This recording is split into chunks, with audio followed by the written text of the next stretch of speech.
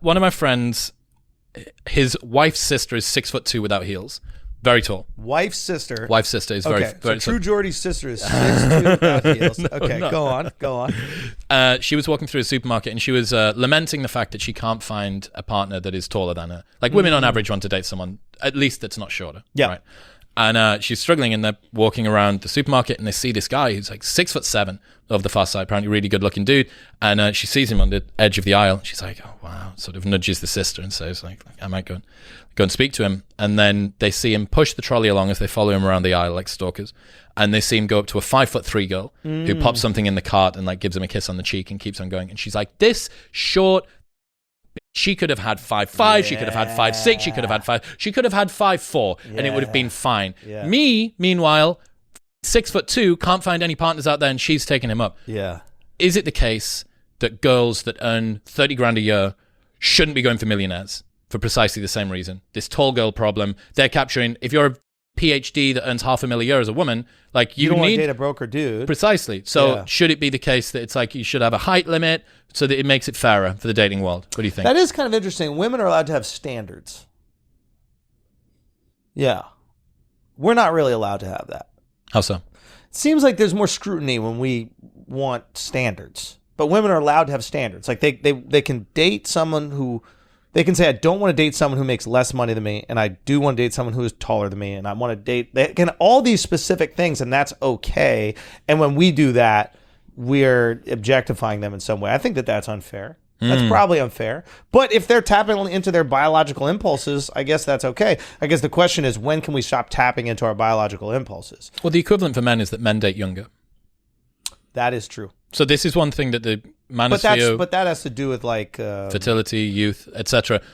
Specifically, right? Yeah, like well, youth optimizing fertility. Yeah, but what is resources and status for? That's protection of your baby. That's why women tend to date up and across. Yeah, that makes sense. Dominance and height in the men. So like this is one of the things that never really gets discussed in the world of online men's advice for dating. Yeah. They'll always point at women and say, your hypergamy is fucking disgusting.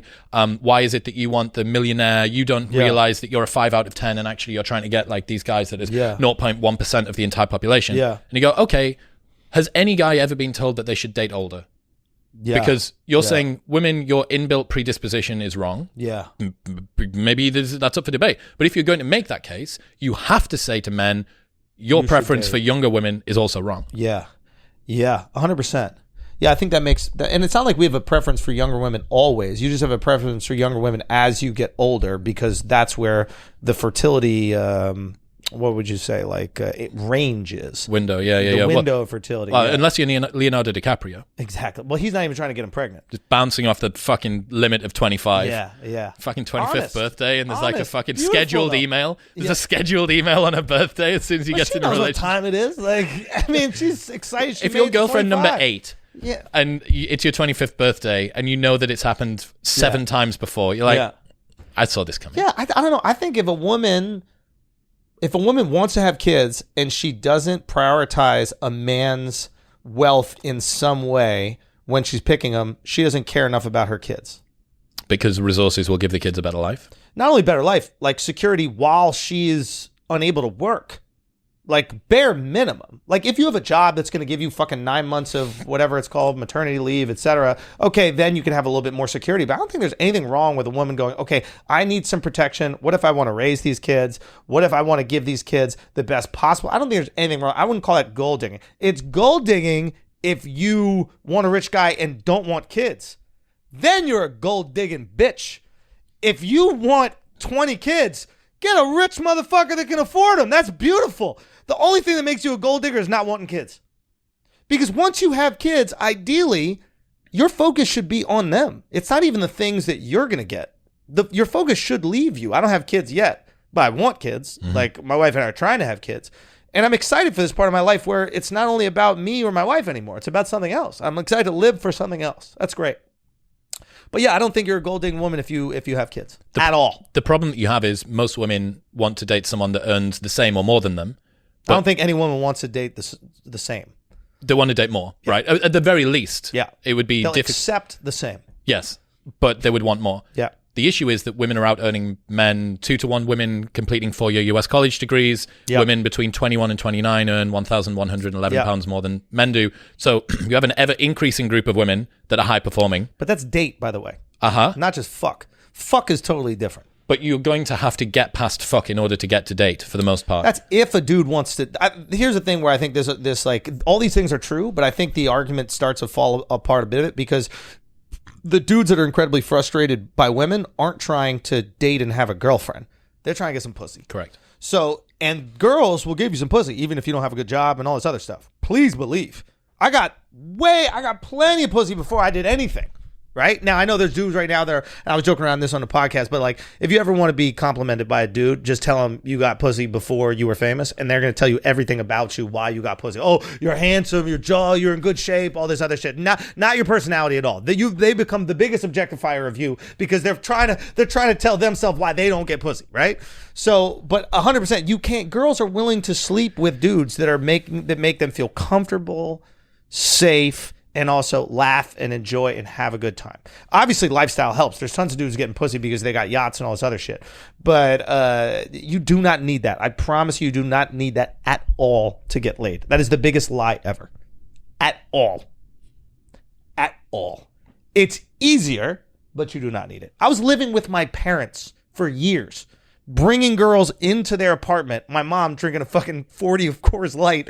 I mean, it's crazy. I don't know why she would drink that. Scottish women, shouts to Scottish women. And then just saying hello and like being an adult, late 20s, living with my parents. Crushing. They don't care. So do you think there's always talk on the internet about... Be fun. That's what they care about. There are so few guys that are fun. That is the rarest thing in the world. A guy who's genuinely fun. Well, think about one of the things that the current dating advice would make people do, would make them take their lives very seriously. It would make them take dating incredibly seriously, the interactions. All the fun out of it. Every interaction you're thinking is like, this person trying to take advantage of me. Do I need to set the tone here? Do I need to... No. Just have some fucking fun. Laugh. Be silly. They will also be silly. You'll have a great fucking time. She might have these requirements and eventually go, you know what? This person isn't taking his life, I don't want to say seriously, but this person isn't at a place in their life where I can move forward with this. But please believe, you go to a city like New York City where there's so many women that are just moving here. They actually are looking to hook up with guys. They're like, I want to hook up with my first guy in New York. Oh, I've never hooked up with a Puerto Rican guy. This is going to be really fun. They're going to be objectifying you. I've never hooked up with a bartender from a thing. Boom. Done. It is like the biggest myth ever is that these girls do not want to fuck guys. They do. And they don't give a fuck what your value is. What is your value that night? Are you the funny guy at the bar that night? You're the highest value man. Simple as that. I think you have to almost lie to yourself a little bit more. You should lie to yourself. Be like, every girl in here is starved for dick. And unfortunately, I only have one. But that's the mentality that you should enter the room with. I really do believe that. And I think that would help you. Not the mentality that every woman in here is trying to take my gold. Yeah. Oof, what a horrible way to live. In other news, this episode is brought to you by Whoop. It is the best fitness tracker that I have ever found. It's the only one that I've ever stuck with, and it tracks absolutely everything from my sleep to my recovery, even the workouts that I do every single day through this strap, which is on 24/7. My resting heart rate, my heart rate variability, and even how much I'm breathing throughout the night tells me my quality of sleep. It gives me trends and reports over time. But the most important thing is it actually nudges my behavior through suggestions in an app. It's a digital coach, not just a fitness tracker, and it encourages me to change my behavior that will improve my health over the long term. Even better than that, you can join for free, pay nothing for the brand new Whoop 4.0 strap, and get your first month for free. So you buy it for free, try it for free, and if you do not like it after 29 days, they'll give you your money back. Head to join.whoop.com/modernwisdom to sign up right now. That's join.whoop.com/modernwisdom. What's happening, people? If you enjoyed that, then press here for the full, unedited episode. And don't forget to subscribe. Peace.